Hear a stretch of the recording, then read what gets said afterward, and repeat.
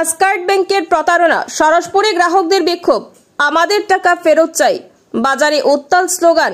সরসপুরে হঠাৎ বন্ধ আসকার্ট নামক একটি বেসরকারি আর্থিক প্রতিষ্ঠানের কার্যক্রম। গত 3 বছর ধরে নিয়মিত সঞ্চয় করতেন গ্রাহকরা। এখন শাখা অফিস বন্ধ, এজেন্টদের ফোন বন্ধ, কর্মকর্তারা গায়েব। সরসপুর বাজারে ক্ষুব্ধ গ্রাহকদের বিক্ষোভ, আমাদের সঞ্চয় লুট চলবে না স্লোগানে কাঁপল বাজার চক। 1 থেকে 3 লক্ষ টাকা সঞ্চয়ের অভিযোগ বহুজনের। ছেলের পড়াশোনা, সংসার চালানোর টাকাও আটকে গেছে বলে দাবি অনেকের।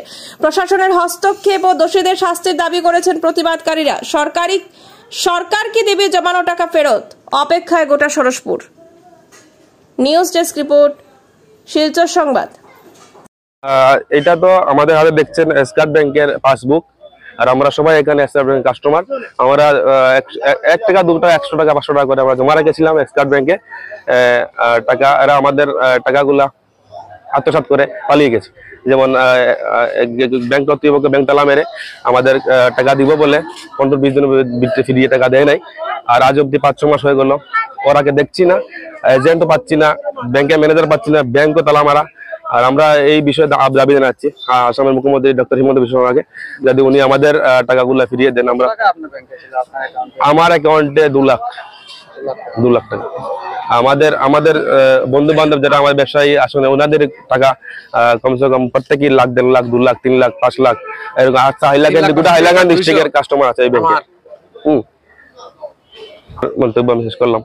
হাইলাকান্দি ডিসি মহোদয়ের কাছে আমাদের অকুল আবেদন, যিনি উনি আমাদের এই ভিডিওটা দেখে আমাদের প্রতি একটু দয়ার চোখে দেখে। আমি আসকার্ট ব্যাংক 3,62,200 টাকা জমা রাখছি। এখন পর্যন্ত টাকার কোনো খবর নাই।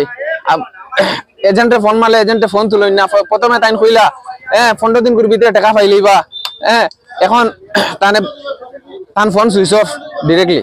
তাইন বাড়িতে নাই, বাড়িতে গিয়া তানে খুঁজে আইছি। আসকার্ট ব্যাংক কিখান তালা মারা। আর বিশেষ করিয়া আমার হেমন্ত স্যার কাছে অনুরোধ, তাই যাতে আমরা পয়সাটা দিতে পারেন ব্যবস্থা করিয়া। তাই বহুত সাহসী একজন সিএম। মিলন দাস, খানচনপুর। বাবার নাম মতি দাস। এজেন্ট এখন ফোন উঠাই না।